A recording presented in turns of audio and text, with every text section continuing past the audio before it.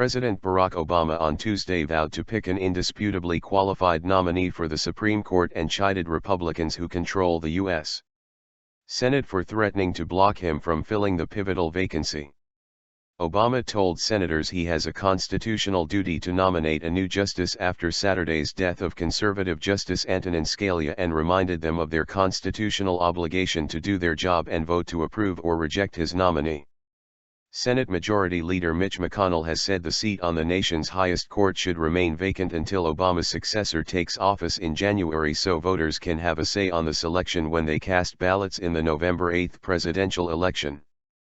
"I'm amused when I hear people who claim to be strict interpreters of the Constitution suddenly reading into it a whole series of provisions that are not there," Obama said. "The Constitution is pretty clear about what is supposed to happen now," Obama, a former constitutional law professor, told a news conference at the close of a two-day meeting with leaders from Southeast Asia.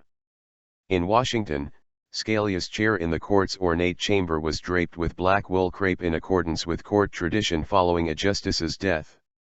The court said Scalia's body will lie in repose at the Supreme Court building on Friday before his funeral mass at the Basilica of the National Shrine of the Immaculate Conception in Washington on Saturday. Obama's nominee could shift the balance of power on the court, which had 5 conservatives and 4 liberals before Scalia's death. The president said he understood the high stakes for Republican senators under pressure to vote against his pick for the lifetime appointment, who conceivably would be the deciding vote in cases where the court is split. Venom and rancor. Obama said the venom and rancor in Washington has led to the Senate routinely blocking his nominations for lower courts and other posts but said the Supreme Court is too important to get trapped in political gridlock. "It's the one court where we would expect elected officials to rise above day-to-day politics," he said. But Republicans have pointed out that Obama and members of his cabinet, who were then in the Senate, were not above trying to block the Supreme Court nomination of Justice Samuel Alito by then-President George W. Bush in 2006. While he complained about filibusters today, he joined filibusters while in the Senate, said Don Stewart, a spokesman for Senate Republican Majority Leader Mitch McConnell.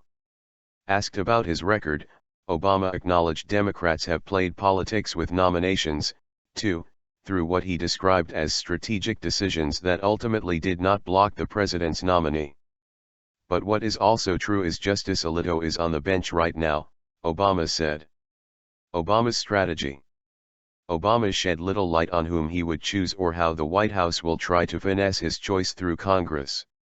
"We're going to find somebody who is an outstanding legal mind, somebody who cares deeply about our democracy and cares about rule of law," Obama said.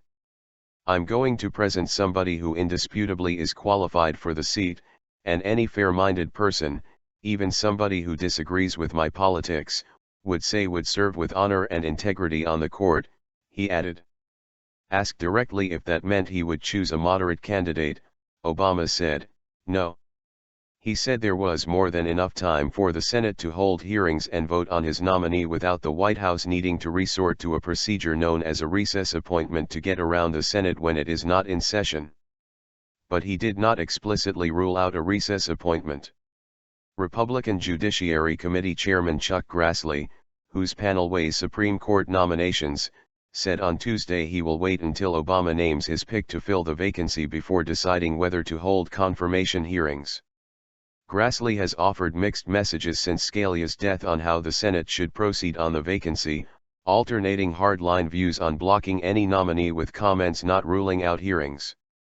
"I would wait until the nominee is made before I would make any decisions about confirmation hearings," Grassley said, according to Radio Iowa.